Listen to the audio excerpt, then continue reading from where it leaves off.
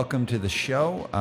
So like I said in the intro, today's guest is someone that is a long-term friend of mine and a professional and person that I find super inspirational. So Michelle, welcome to the show. Hey, Aram, it's nice to see you again. Very nice to see you.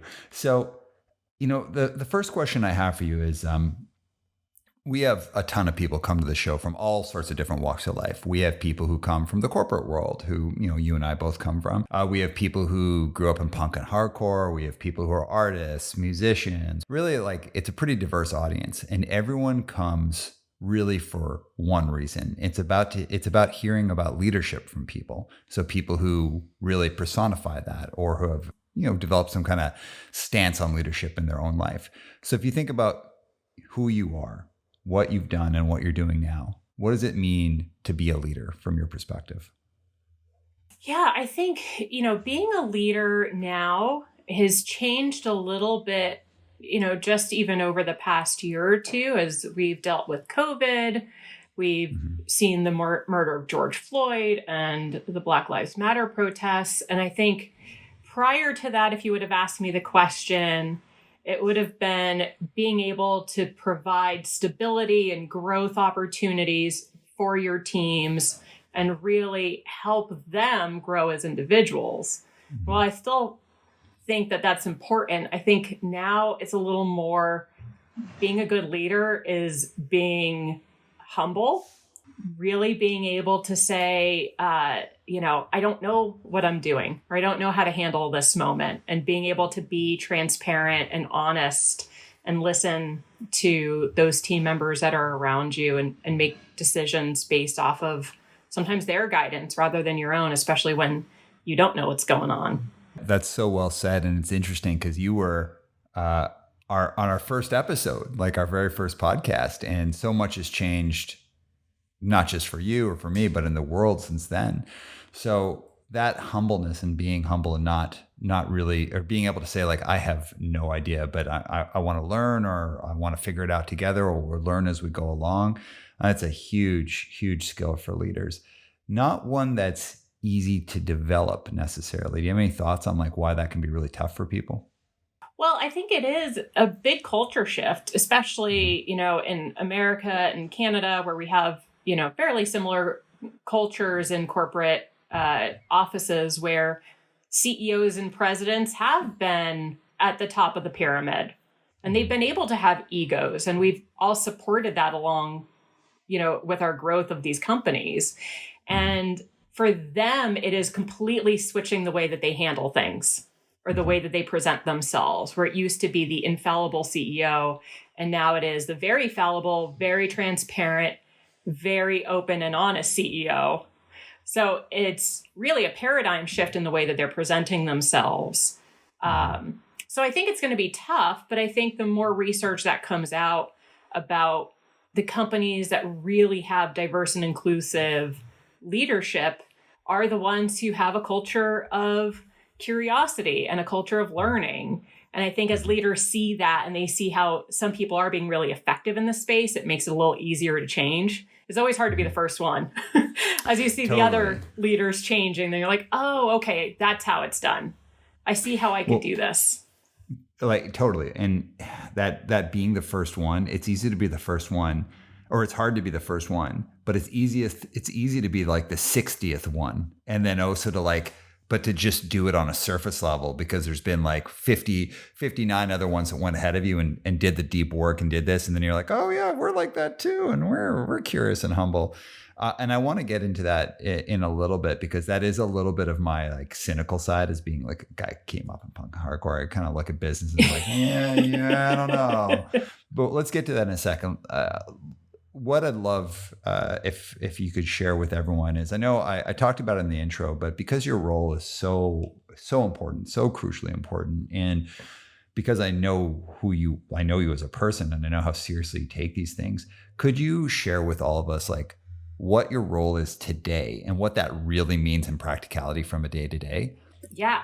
But then the second part of that I'd love to hear is how have you applied that humble, oh crap, I don't have the answers mindset to that? Because I think that's probably such a huge part of how you carry that. So let's start with the role, and then I'd love to hear that second part. Yeah. So my role is a diversity, equity, and inclusion manager. I handle one of the really large organizations at Amazon currently. So it's a team of about 40,000 people globally. So it's a large team. On the day-to-day, what that means is looking at our data, seeing where we have the biggest gaps and opportunities, setting goals to try to solve those opportunity spaces, and then tracking that on a regular basis with our leaders, sometimes working with them directly on driving those programs that we think will move the needle on those numbers, or supporting them. Sometimes it's more acting as a consultant for them, where they have somebody who could do the work. They just don't know if this is the right way to do it or this is the right way to word it. Yeah, so I am in dashboards a lot, looking at data and like digging into it too, which is a lot of fun, because you can look at surface numbers. That doesn't always tell you the whole story. Sometimes you have to like dig in 3 layers to figure out what's actually going on or where to make that change occur. So yeah, that's a lot of what I'm doing just in my day-to-day. And so how does having that kind of like humble mindset, like I actually don't have the answer at all here, how does that play into this role? A lot of it is saying we don't know what the solution is to the problem. And it could be to our leaders, to our vice presidents and senior vice presidents who say, we have an attrition problem. How do we solve it? And just saying, I'll be honest with you, there isn't a solution, or there's not one solution, or there's not a proven solution. A lot of times leaders will say, well, tell me what companies are doing it well, or tell me what other teams at this company are doing it well. And then just being honest and saying, nobody's doing this well right now. We're all struggling. Nobody's figured this out. We need to try things and talk to our team members and get information, and then, try to put stuff out there and see what sticks.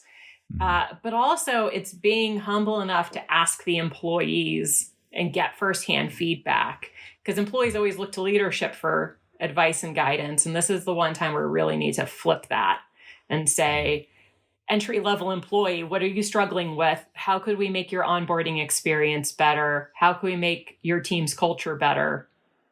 And now I'm going to go try to figure out a way to do that in the best way possible. What's been personally challenging for you about this? And let me frame it up for you. And for anyone who doesn't know, so as I mentioned in our intro, I've known Michelle for many years, like 20 years? Would you say 20 years? Yeah, probably. That's scary, but yes. We both grew up in the punk and hardcore scene. It's interesting because like punk and hardcore is like, there's such good values that are there, and those values are real. Like I do believe that they're real, but there is like a lot of kind of like fist shaking, like, this is bad and that is bad, and part of it is real and part of it's the culture and all this stuff. You're one of the few people I know who's like real deal taking the things that we talked about in punk and hardcore and like making it happen in a corporate setting. And I'm not saying that there aren't people that you and I know that aren't doing that outside of a corporate setting. So we know a lot of people who work in social work or teachers or therapists. And so they're doing it more in a traditional setting. You're doing it in the place where the biggest pushback, the biggest obstacles, the biggest challenges are. Like you're literally in the fray of doing that. And so there's some real stuff, including looking at data and like making sense out of that. So what's been the most challenging part of this for you? I think there's 2 things that I find really challenging in this space. One of them is just the complexity of how we're trying to build solutions. There's no right answer to anything we're doing. As we're discovering, because if one group of people says, I want you to fix this by doing this, you will have an equal group of people, often in that same marginalized community, who say, that is actually not how I want you to do it. That's the opposite of what I want you to do. I want you to do this other thing. So there is no solution. And that is really difficult. You always want to say, this is the thing we need to solve for. Here's a potential solution. Now let me figure out how to get that executed. And in this space, you have to try either 2 different things or 10 different things, or just acknowledge that this isn't going to be the solution for everybody, but let's try to get this out the door because it's going to be a solution for a small group of people. And I don't want to exclude that small group of people just because they're a small group of people. So I'm just going to do it and then try to figure out a way to communicate it to everybody else who is then going to be mad that we're doing it. Yeah. Because there's no solution to the issue. I mean, even, I'll acknowledge the fact I am a white woman working in the diversity space. Mm-hmm. If you read a group of articles or bloggers, you'll hear some opinions that are, we should not have white people as part of the conversation because they've always had their voices heard. We should let the marginalized racial identities lead this conversation.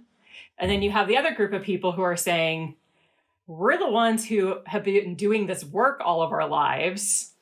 We need the white people to go drive this so we could go do other things. Yeah, like, I want to be the engineer. I don't want to have to work in diversity. Like, the white people made this problem, let them solve it. So even just in me existing, I have some people who love it and some people who hate it. So it's a really complex area. Well, and so well said, Michelle. Like, again, like this is it's so, it's just, there's a lot of stuff here that is like, I mean, it's complex and everyone can see it's complex, of course. But then like, if you just get a little bit under the surface, you're like, whoa, it's so much more complex than I even realized. Yeah. And the way that you just framed that up is so eloquent and so well thought out and so also just so compassionate, because like, you realize it's difficult for everyone, yourself included. So that you'd said there are a couple of things. That's one thing. What's the other thing? Yeah, I think on that notion, and something I mentioned earlier is that there isn't a lot of proven case studies or proven effective work in this area. Mm-hmm. So we are working with leaders who are used to being the top in sales. They know how to sell things online. They know how to sell things in a store. And they know what other stores are doing it well. And there are case studies. So then when they come to me and say, well, how do we solve retention? I can't say, well, this is how these other 3 companies did it. I also have to note that there's not going to be one solution for us internally. We're going to have to do 10 things. And then it's really difficult to do like a correlation causation analysis on it to say, did this really drive an effect? And at what point?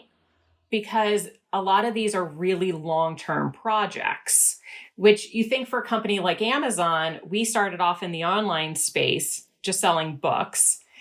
And this was when, at that point, Jeff Bezos knew nobody is going to be buying stuff online for a very long time. So we need to start investing in it now. We probably won't see revenue for 10 years. So he had that long-term perspective. Business leaders have a hard time realizing that in the diversity space. Mm-hmm. So if I invest in new employees now, I'm not going to see them promoted in a year. I'm not going to see them as a VP in a year. I'm going to see that in 10 years. Mm-hmm. So yes, I know you want me to show you like quarter over quarter how we're progressing, but I'm not going to be able to do that. Like, I really need to get these programs in place now, and I will show you results in 10 years. Mm-hmm. And that's really hard to swallow for leaders, that they can't see immediate results. Yeah, one of the things that I get asked a lot, well, not so much now because I'm not on the front lines of coaching as I used to be. My team handles that. But one of the things I used to get asked a lot about, where people would say, well, how do I know it's going to work? And I'd be like, well, I don't know. It's a complex set of factors of whether or not something works. Especially one of the things that people would say and do say to our company now, and I'd say any coaching company, is like, well, how do you measure success? And my flip always to them is, well, how do you measure it? do you have an internal metric for how you measure your talent development or how you develop how you measure any development? And the answer is almost always no, or they go to some like really basic tool. And I always laugh, like, people want the proof of the success of something to be on the person who's like bringing the ideas and trying to generate the change. It's like, well, you run the business. Shouldn't you have the tools? And that idea of change, and that change should be something that you can just like, here's a bar graph or here's this thing. It's like, that's not how human beings or society works or teams work. It's trying things, seeing what happens, like applying pressure, educating, building up skills, building up, focusing on honing abilities. It's a really intricate thing where there isn't some typical, where change isn't super quick and it isn't apparently measurable very easily by data crunching. So it's a very complex thing, and you're doing it on such a large scale that it's, I would imagine from day to day, week to week, month to month, year to year, it can be perhaps daunting to have people have those types of expectations of you. It is. You do get used to the conversations, though, and trying to consistently push back and then equally still try to drive change. Mm-hmm. One of the things that I've been pushing a little more heavily in the last year or so is talking to leaders about what they actually have control over. Mm-hmm. In reality, they have control over everything. They are the leaders of a giant corporation. Let's be honest. Yeah. But some things feel a little more out of control, like retention, because it's so ambiguous. There could be 10 different things driving it, and they don't feel like they could make a change on it. But if I say, well, hey, let's look at who you have coming up for promotions in the next 4 quarters, and let's look to see if you have gender equity and racial identity equity across those percentages. Because that is something they could change. They could go talk to managers and say, hey, shouldn't we have this person coming up for promotion soon? Let's look at our annual reviews. Who are our top leaders in annual reviews? Why aren't they listed on the promotion slate for the next year? That's something that they could feel. They could go send out a couple emails and see those numbers change within weeks. So that's some of the stuff where I tried to really get the leaders to take action on because they could feel it. Yeah. One of the other things we did was we rolled out inclusion training across the company. So I had the rates of the completion of it, like who took it, who didn't take it, who's still overdue. And just giving that to the leaders and saying, look at the people who haven't taken it. Could you please go reach out to them and make sure they complete it by the end of the week? That was something that they were like, yes, I know how to do that. I absolutely can. And then all of a sudden you see the numbers change the next week and you could send them a nice email to say, hey, thanks for taking action on that. Your completion rates went from 93% to 97%. Thank you. And building on those successes then, I think is going to give them a little more control over the space, or at least a feeling of control.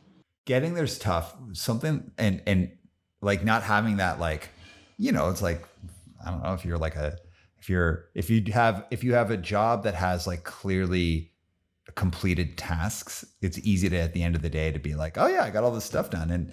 And it doesn't mean you love or hate your job or whatever it is. It's just that like a job like the one that you have, seemingly you have to create so much more of your own sense of accomplishment as you're getting things done, because it's such a huge thing that you're doing and there's not clear wins every day. Yeah.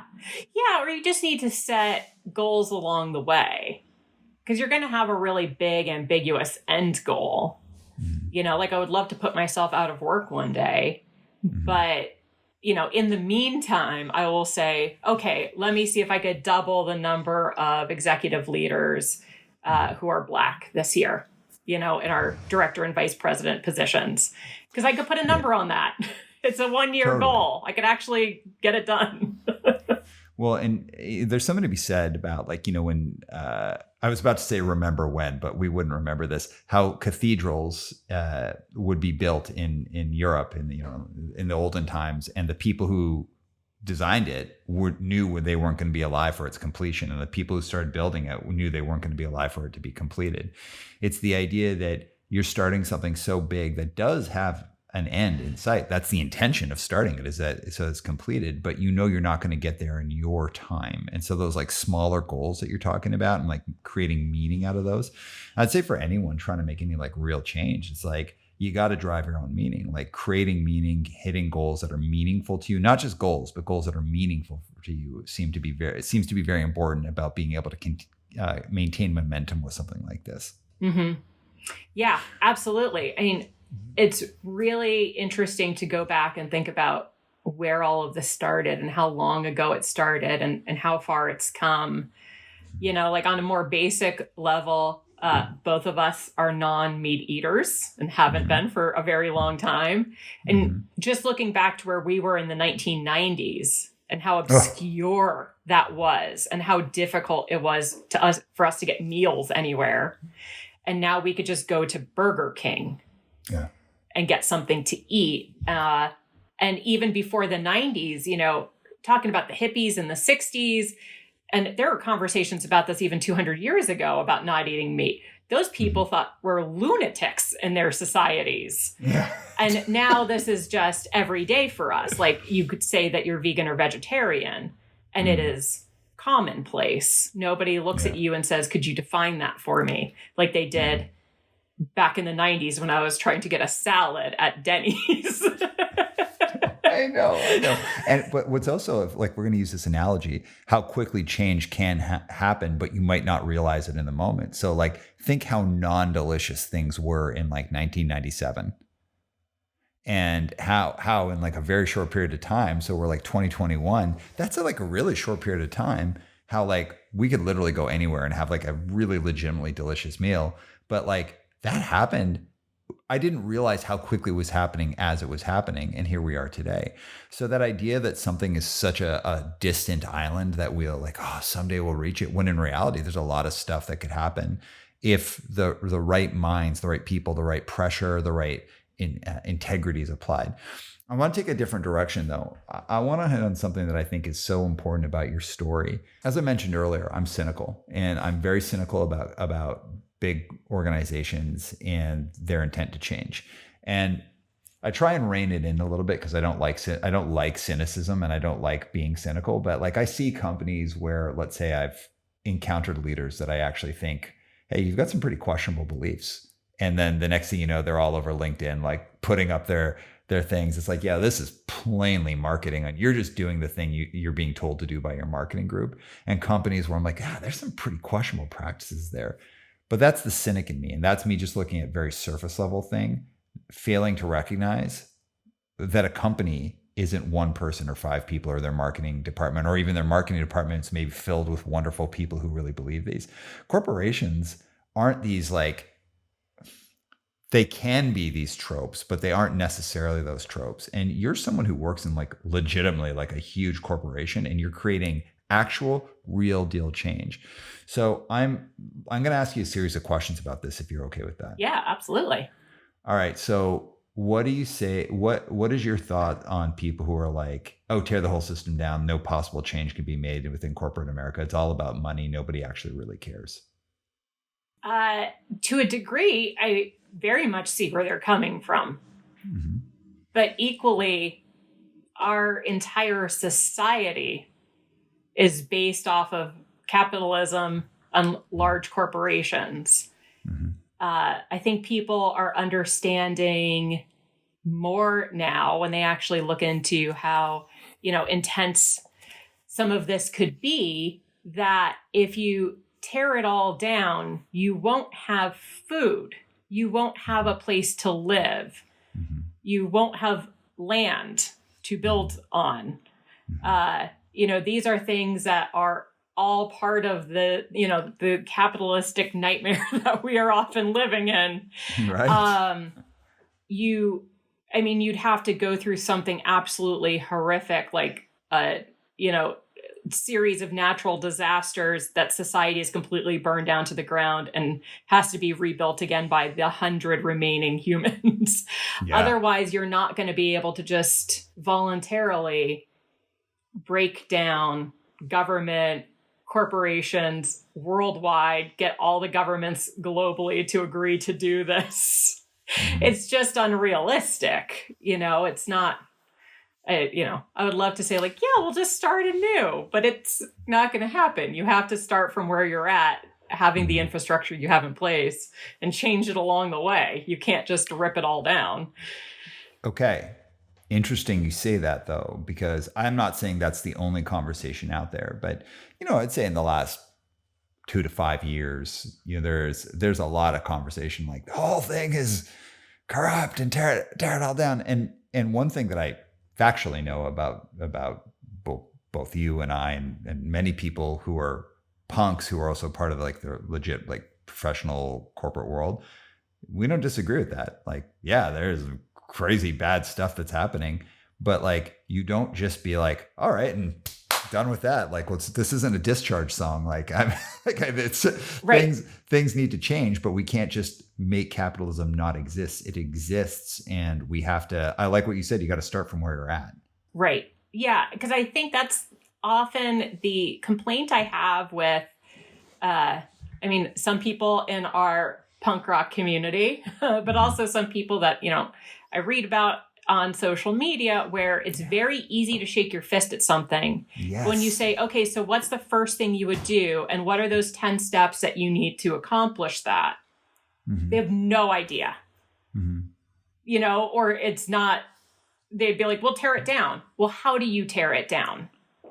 Tell me step to step how you are going to tear it down. Once you accomplish this, what is the next thing you need to accomplish? And how many things do you need to accomplish before it is quote unquote torn down? Yeah. And they have no idea. Well, when we think about things like I grew up, my father is Armenian, my mother's Irish. I have an exotic sounding name in North America. I grew up with my mother was the breadwinner in the family. My father was a stay-at-home father. So I grew up in a kind of an interesting way, not unique, but an interesting way for a kid growing up in the 80s.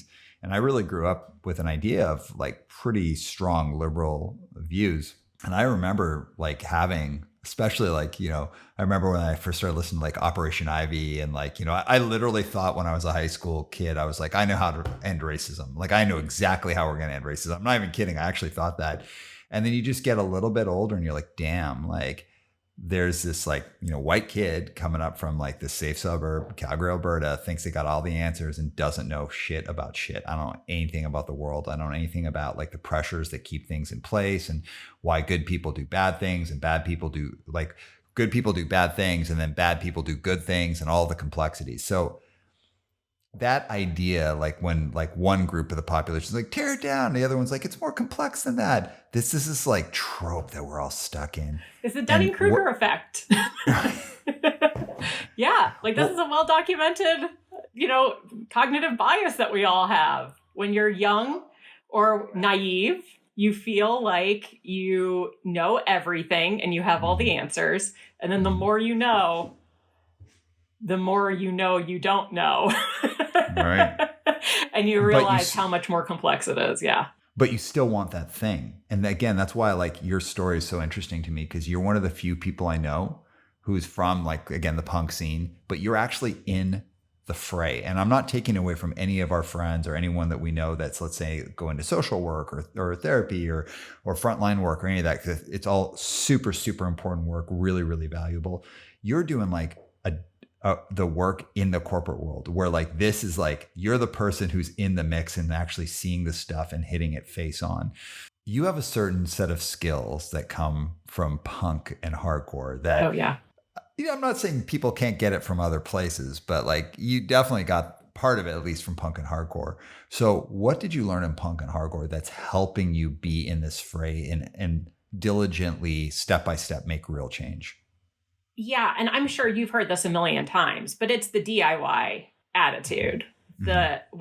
Somebody's got to do it, so I might as well just go do it. Because it is easy to say, oh, I wish somebody would change that. Or, I really wish somebody could go in and help those employees.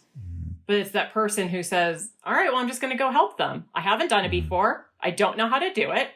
Just like I don't know how to put on a show with bands that are touring. but I'll just go figure it out. What's the worst that could happen? I'll just go figure it out for myself and then learn from that, do it better the next time, learn from that, do it better the next time. So I think that DIY attitude has served me really, really well in this, because nobody knows what they're doing.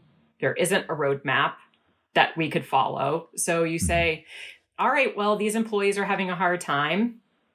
I'm just going to go figure out how to do it and, put the pieces together, run with it, see if it works. If it doesn't, I'll take it back and redo it. If it does work, I'll just build on that for next time. And this is, I think, such an important part of your story, because this isn't what you set out to do career-wise, right? No. My master's is in music business. Yeah. Well, tell us a bit about your path, about like where you started to how you got here. So I went to school for communications and then got into radio. And then decided I wanted to go get my master's in music business. So I did that and worked in marketing for the entertainment industry for a long time in New York before I said, I want to go into the corporate world. I need to expand my knowledge base. So then got a job at Oracle, worked as an account manager for many years, then went over to Amazon, was managing a design team because I'd worked really closely with the designers at Oracle. So I was managing a design team. Transferred into product management so I could help with one of our software engineering teams. Ended up being a manager of engineering and product management at Amazon. Mm-hmm. And at the same time I'm doing all of that, I was also on the board of Women in Music back in New York. When I went to Amazon, I was the president of Women at Amazon. I was trying to launch initiatives to really support like gender and racial identity diversity within my team and within my larger organization at Amazon. So that's when I thought I should probably do this full time because I'm spending all my time with Women at Amazon and supporting other affinity group networks and then launching all these other initiatives related to diversity. Because going back to what we were talking about in the DIY aspect of things, nobody was doing them. So I was like, yes, I can manage an engineering team and launch a sponsorship program. And I'll launch this initiative to diversify our interviewers. Like, I'm just going to do it because I'm looking around, nobody else is doing it. So I'm just going to go do it then. I'm not going to stand by and just keep pointing my finger saying, I wish somebody would go do this. I just go do it. So I did it and then use that to transition into a diversity role full time at the company, which I've been doing for, 3.5 or 4 years at this point. Because, I can't handle when people say like, I wish somebody would go do that. just do it. Well, no, but this is the thing. And but the also doing it in, I guess, kind of like, again, you're like working in one of the biggest organizations in the world. Like, it's a huge deal to put yourself in that position. And when I say that, I don't mean to like, in that position, congratulations. I'm like, no, like that's a serious position to be in and tons of responsibility, the well-being and opportunity and hopes and dreams of not just people now, but many people to come rest on the success of what you and your colleagues are doing in this world. It's a really difficult challenge to take on, and why, as your friend and also someone that knows you professionally as well, like I'm so proud of you, but I'm very inspired by it. So we think about that idea, just like so much of it goes back to like that kind of punk idea, DIY, do it, and like you screw up, you figure it out, you kind of analyze things, you're figuring these things out. One of the things I've seen in the punk world a lot is this idea of kind of playing it small. And what I mean by that is like we have these like incredible ideas, like vegetarianism, veganism, like staunch anti-racism, like ideas about how like we should really be how we should be transforming our society, but we kind of keep them there in that punk scene, or maybe we kind of take them on personally. Yeah. But the transition of taking those ideas and like not playing small with them where they're contained and they fit well with our community, but actually playing big and trying to create real change. That's not like a super common thing that we could say like across like people who go out and into the business world. And I'm not saying there's none of that, but you're one of the few people who's really, really trying to do that real deal. What do you think keeps people from trying to like play it big around creating social change like that, but within the professional sphere? That's a really good question. I think there is probably some of that fear that I don't know how to do it. So I'm going to do something I know how to do and play it safe, which I understand, especially if you're trying to pay your bills, because as much as we hate this capitalist system, sometimes we have mortgages and we have bills to pay. And Totally. sometimes it comes down to like, you just got to get that stuff done and you don't want to take that risk. But I do think, or maybe it's just the optimist in me, that I hope that most people in the punk and hardcore scene, even if they're doing something very different, still have that in the back of their head and they're doing it in their own teams, at least. They might not be doing it at the company level, but they're going to do it within their own team. So, like what I was doing back when I was running the engineering team, and I was trying to do things like run training sessions on unconscious bias or setting up roundtables so people could voice their opinions to each other. I didn't do it for the company. I just did it for my team of, 13 people. And nobody would have seen that otherwise, other than those 13 people. But it was something I was personally passionate about, and I wanted to make sure that all 13 of my team members equally felt included and, respected as team members.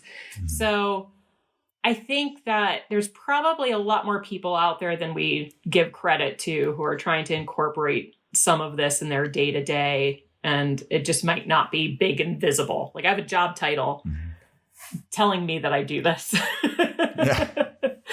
But I hope some other people are just, trying to incorporate it or have those conversations or deal with their family members who don't believe the same things that they believe. And like, that's a difficult fight too. Like that might even be more difficult than trying to do it in a company. It's just trying to fight against your own parents and try to convince them to think a little differently about some important topics. Well, totally. I'll speak from my own role, like growing a company. It's weird because like, I don't want to get into this, like, poor me with my company that's, doing well. I can't build my team the way I want, but it's like, it's growing a team that is both diverse and inclusive requires a lot of thought and intention. And like, I don't know what I'm doing. I have no idea. I ask for advice constantly and I screw up as much as I do well. And there have been times where I feel like the worst. Like, I'm like, I am such an idiot. I can't believe I missed that, or I didn't do that, or I did do that, or I feel humiliated. Like, I'm like, oh my God, I'm so embarrassed right now. And there's other times where I'm like, heck yeah, that I feel so good about that. And for me, it's like, I got to surround myself with people who can like really point out where my bias is and where I'm screwing up and where I'm not doing right. But it's hard. I have a team of 14 people and it's like so hard. I can't imagine doing it with like this giant company. And so as we scale up, we try and be thoughtful of it, but it's like really, really hard. And honestly, it's like, it's scary being, I can say, I came from a family that, again, like, mixed marriage, exotic name. Like I experienced a lot of stuff growing up around coming from an ethnic based family in Calgary, Alberta. But I don't know shit about shit when it comes to building a company like this. So scaling up is like really scary. And I have to push myself to like embrace, like I have to push myself to get super uncomfortable. And it's uncomfortable. It sucks. It's scary. I don't want to screw up. Yeah. But I think being open to it and just knowing that you will screw up and that you want feedback from people to tell you about how you screwed up will make you a better leader than a leader who says, I've got this all figured out. Just follow my lead. And then isn't open to that honest, critical feedback because we're all growing and learning. We weren't having some of these conversations, when I was growing up or even when I was in college. These aren't things that were talked about in my education. And now I'm sure would be part of any of those curriculum in any of those universities because we're just in a different world and a different culture right now than we were, 20 plus years ago. And we're going to be in a really different place in 10 years from now and 20 years from now. So you just got to be open and willing to change and have that flexibility to adapt and grow as a human being. We do. But going back to your story, though, like real specifically, because this has always kind of been a part of your career trajectory, even though you weren't necessarily officially doing it before, you're always doing that stuff. But it doesn't seem like it was like a decision on your part, like a conscious decision, like I'm going to do this. It's more just like, well, of course I'm going to do this. Like there wasn't like and please correct me if I'm wrong. Did it take courage to do it? Or was it just something that you naturally did because of course I'm going to do this. It's the right thing. I think it was more of that, well, of course I'm going to do it. Even when it came to women in music, which was the first board that I was on for a nonprofit, that was I just looked around me and I saw how few women there were in the industry. And here is a group of women professionals who are starting a nonprofit. Of course I want to be part of it. It's just a way for me to connect with other women and try to grow and really fight for something that I was passionate about, which was gender parity. So yeah, it definitely was of course I'm going to go do this. And then at Amazon, when I saw needs popping up where, well, that's a really crazy thing that we have an interview of 6 people, of 6 interviewers, but only one of them is a woman. Like that doesn't make any sense to me. I'm just going to go fix that. Right. It isn't, of course. Yeah. So there's this pragmatism to it. And there's also like a belief like, well, yeah, of course I should go do that. Like, here's the problem. And of course I should go do that. But I don't think that's common. And I think a lot of people can be like, ooh, that's not good, but I'm not the person to fix that. Or I want to fix it, but I don't think I can. How do we counter that side where we can say a lot of people can identify an issue, but they might not want to deal with it. I don't want to go fix it, or I want to fix it, but I don't think I can. How do we counter that?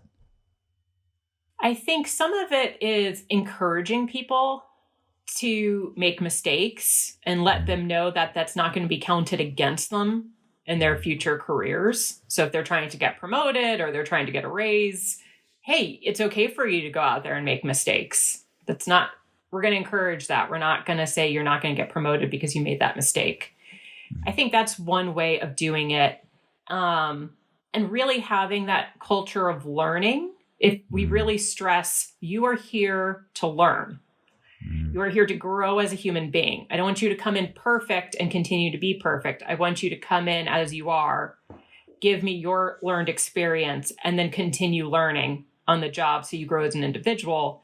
I think that reinforces I could go and just try something and see if it works and see if it doesn't work. And that's okay. I'm not going to be penalized by just going and trying something. I think that it is a culture change for some companies or even just some managers to make sure that their team members know that they could just kind of go in there and do it. But I also want to acknowledge that, I have the privilege of being able to use my free time to do that. I don't have any major medical issues that take up a lot of time. I don't have kids that take up a lot of time. I don't have, other needs that are taking up a lot of my free time. So I have the ability to work an 8-hour day, 5 days a week, and then have some extra hours where I could use it to run an affinity group or volunteer at a nonprofit or run an extra project off the side of my desk. I also acknowledge that I might be a little more intelligent than just an average person. So I could read a little faster. I get through projects a little faster. And then I could use that spare time to do some of these other things where I know a lot of other people don't have that privilege. They might need to read things a couple times before they could comprehend it and then go ahead and do whatever they need to do. And that's just not an issue that I have to solve. And that's a huge privilege that I have grown up with and had this whole time. And I could use it to my advantage. So I could go ahead and do this extra stuff. And, other people just don't have those luxuries. They don't have those luxuries, and I totally I appreciate you acknowledging those for sure, and I think those totally matter. And listen, like this is me not talking to you; it's me talking to anyone who's listening. Like, there's a lot of different angles where we can say, well, and this person's able to do that because of this, and totally valid. Around this fight, I think I'm pretty comfortable using this word of like creating just a more like diverse and equitable and like inclusive work culture. We can't have sidelines. We just can't. And like that sense of like learning, I think is one of the most powerful things I've heard on this topic. Cause like it is so like I don't want to do harm. I don't want to do harm. I don't want to screw when I know I've screwed up, I'm like, oh God, I didn't do that right, but I know I'm better. I know that the next time I do it, I'm better equipped to do it. And like getting off the sidelines is so important here. And the thing that I want to encourage anyone listening, like, man, like there are the obvious places where we can do it, which is like volunteering and not-for-profits or working the social services. All those things are great. And those aren't the only ways. You can do it in this corporate job you're in. You can do it in any of the jobs that you're in. You can take up that fight, whether it's the main part of your job like yours, or it could be something that you're volunteering of, that you're part of committees or any of those things, but got to get off the sidelines to make that happen. Anything that you want to add to that piece? Sorry, I went on a little rant there, but I think it's so important. It is. And I really, just to go on top of what you said, even just standing up for people in the moment.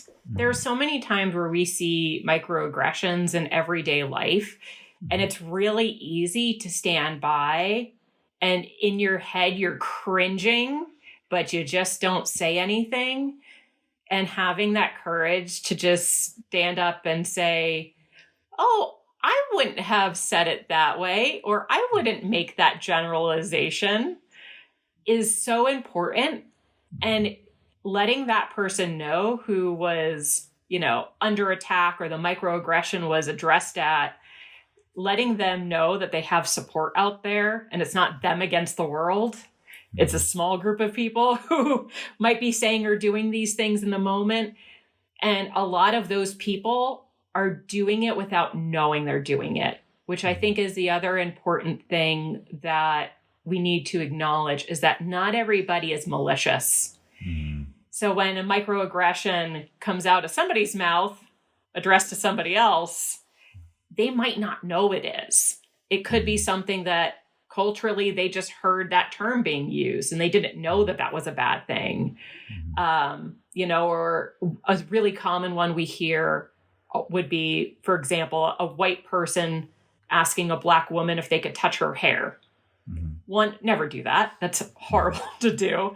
But people might not know that that is a bad thing if they haven't been socialized to understand that that's a bad thing to do. So if you see it happening, just say something like, hey, don't do that. You can touch my hair instead of that.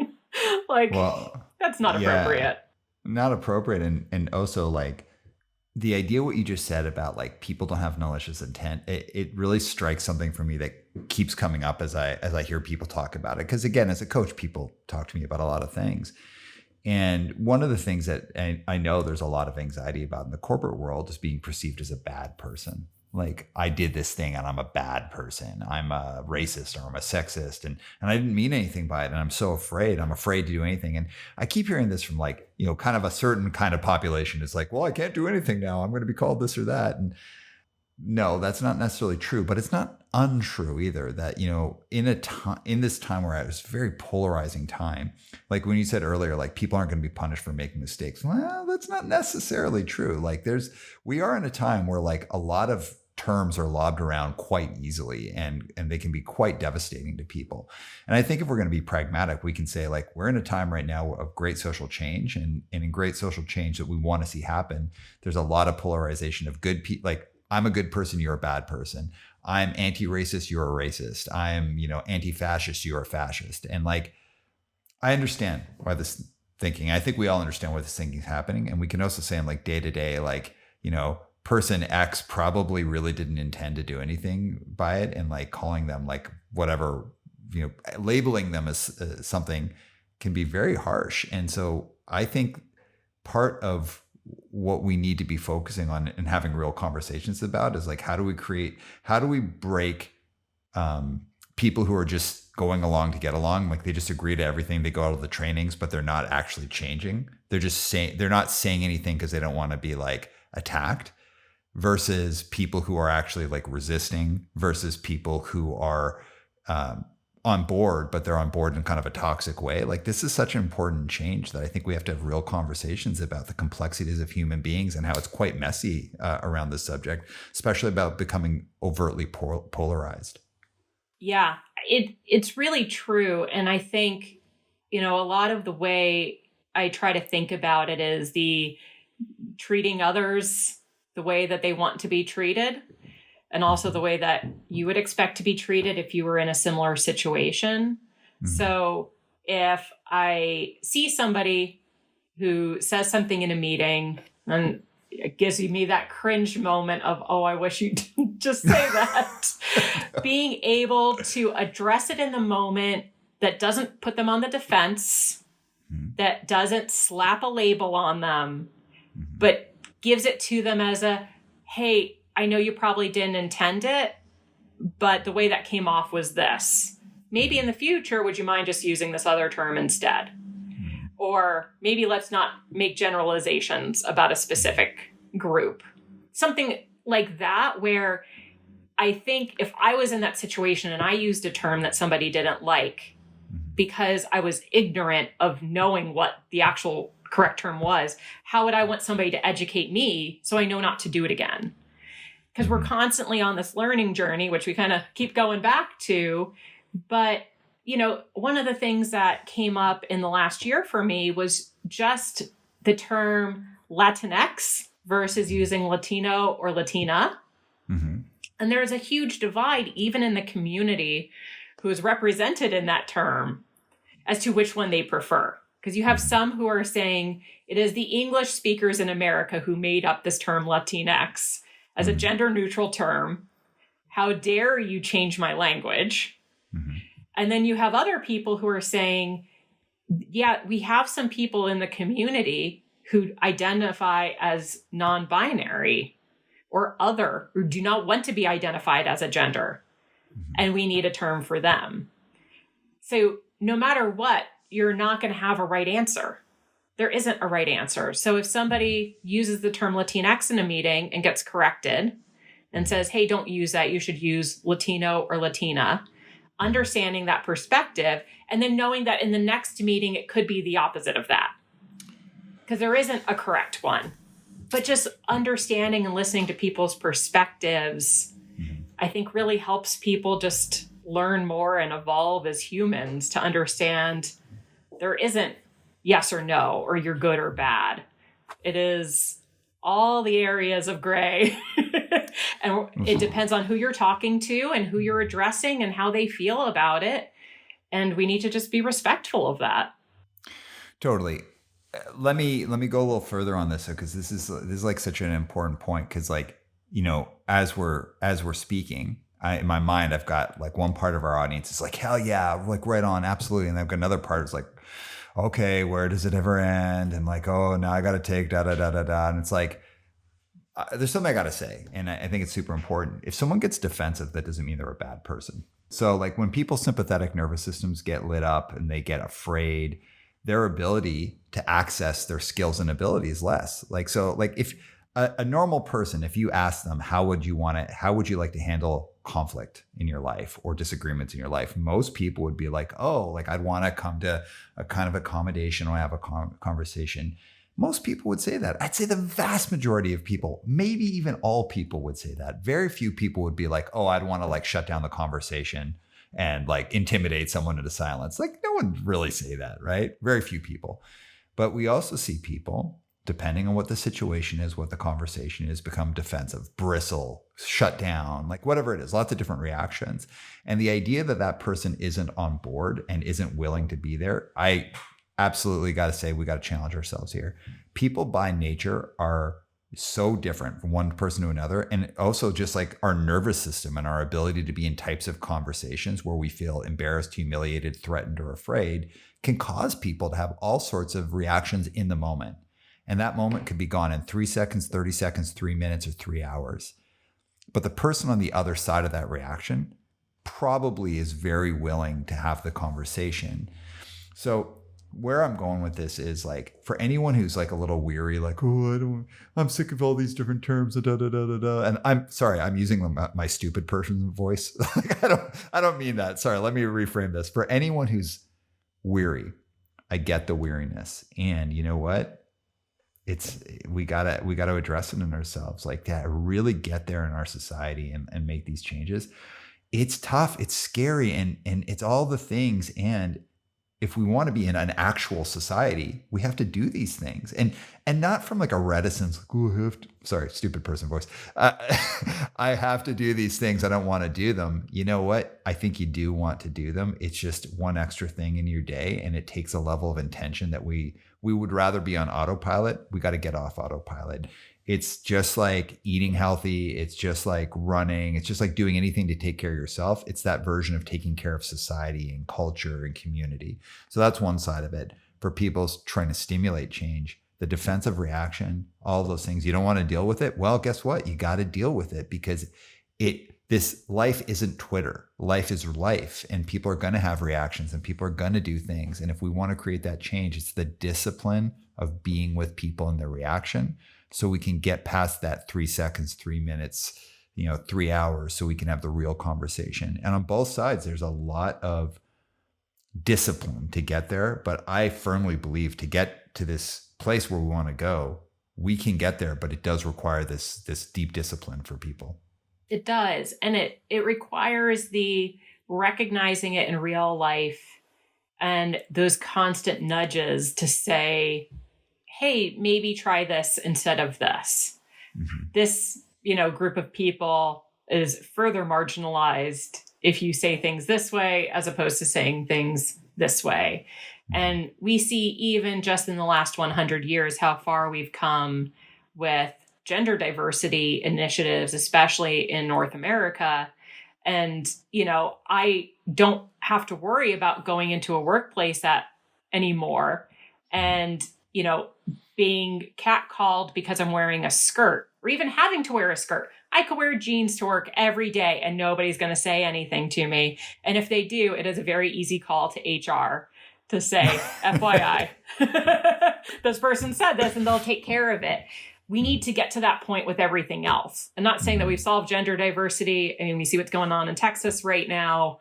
And, we still have a lot of fight left in the fight to do, even for women in North America. But we've gotten there with these continuous trainings, items in the media, movies, articles, educational things where we say, hey, women don't want to get hit on the butt every time they walk into an office. And no, she doesn't need to make you coffee because she's not your secretary.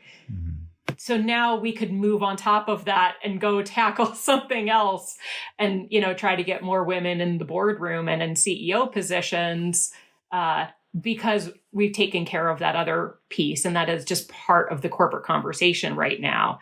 We need to get there with everything else, though, too. We're not there yet. Totally. And this goes back to something earlier when we talked about capitalism. It's like, tear down the system. It's like, well, sexism shouldn't exist. Well, yeah, right. Absolutely. Neither should racism. Neither should homophobia or transphobia. And none of these things should exist, but they do exist. So like, this is the discipline. Like, it is the discipline of people trying to like course correct things that have developed over thousands of years. We're trying to course correct them within dozens of years, or, I guess like 100 years, whatever it is. But we're not going to be there to see the cathedral get built. But what can we do today to make those differences? Absolutely. Even just to make it a little better. Thinking about people with disabilities, if they're in a wheelchair, now all sidewalks standard have cutouts in them. It's part of federal law. I know in America, I'm sure it is in Canada too. It's just a standard now. It doesn't mean that we've solved disability rights, but we've made things just a little better for a group of people. So we could keep doing that. We could keep making things a little better for a marginalized group of people that we marginalized. And we could take that action to try to fix it and just make life a little easier for the rest of our human beings. Yeah. And I'd like to see the cathedral built one day. I mean, I'm not saying I'm like looking forward to dying before this stuff is done. Like I want it done, but I also want to be pragmatic of how things change. All right, Michelle, this has been such a great conversation. Thank you so much for coming back on the show, and so great to have you back on. Our first guest to now. What episode is this, Patrick? Oh, we don't know. It's in the 70s, I think, or something. However, as we're closing off, I got 3 questions for you. So the first is, when you are in a time where you're like, oh God, this is grim. I need a little inspiration. What's 3 bands you go to for inspiration? 3 bands, 3 records, whatever you want. I always put the Beatles on because they will get me out of any bad mood. I've been listening to them since I was born. I'm named after a Beatles song. So that's a really easy way to just like pull me out of a funk. I could always listen to The Suicide File and just yell about something for a while, knowing that we've been yelling about this for 20 years, because that's how old a lot of those records are. Mm-hmm. And just that realization of this isn't new. Mm-hmm. We're still yelling. We're still acknowledging that these are problems. And I think my third one might be Right Brigade, just because that's another one I could just yell and mosh around the room too, and just let out the aggression. Right Brigade. Oh my God, that's a deep. I got to tell you, I love Right Brigade. What an EP. Yes, exactly. The drop off to the LP was pretty noticeable. Right. Though. Yeah, the EP is where it's at. But there's no way that you could just sit still and be like zen and calm and just have it on in the background. You can't. Mm-hmm. It's impossible. No. You have to pound your fists against a table and jump around and yell. You have to. The Right Brigade EP is an impossible to sit still to record. You have to be doing something when you're listening to it. And when you're done, it's the most cathartic end. You're just like, okay, I'm back to being a human again. I could go sit at my computer and type that email. I'm done. All right. So the next question is, if you're going to say for yourself, what helps you keep focus on the long game? How do you keep focus when you're trying to create the level of change and the intensity of change that we're doing? How do you keep focus on the long game? It's really putting together small actionable things and acknowledging when they get done or launched, because it's really hard to visualize the long game. And if you just think, I'm literally not doing anything until 50 years from now, and then I'll see what I've gotten done, it's really hard to stay motivated. So for me, if I get 3 things done a day, and it's all right, well, I launched a new dashboard with data that now my team members can use, and they could use that to help make change in their departments. I celebrate that win with myself, even just if it's in my notebook.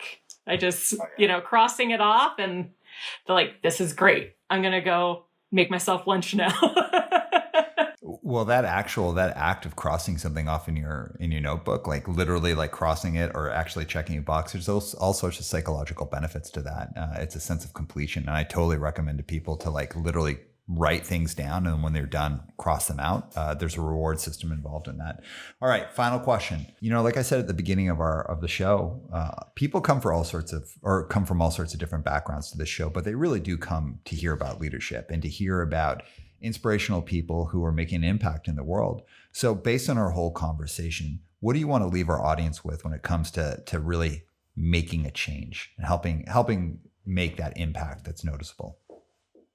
This is going to sound simple, but it's actually really, really critical and important. Everybody needs to show direct and specific gratitude to the people around them, especially their coworkers, be it people under them, peers to them, leaders. If somebody does something good, just, hey, thanks for backing me up in that meeting today. Or that was a really great email you put together. Thanks for doing that. Those little acts of gratitude mean so much to those individuals. Mm-hmm. And I think it is that overall culture of respect that you are building. And that's what people want. You could have all the celebrations all day long, pride parades in every single locale, but if people don't feel respected just in their day-to-day, it's not going to really help. We really want to build that. And I think more people just need to show gratitude rather than criticism. So just say thank you more and be specific about it to everybody. Well, on that note, incredible advice. And Michelle, thank you. Thank you for, I know, authentic desire to create change, and also the fact that you're actually pragmatically, actively doing it. So thank you for that. And also thank you for just being a wonderful person and a great friend. And thank you. Thanks for having me on. Mm-hmm. Thanks for being my friend for 20 years. 20 years. Oh my God. All right, everyone. So and I'll see you all in the outro. And again, Michelle, thanks so much for having us on there. Spencer, drop the beat.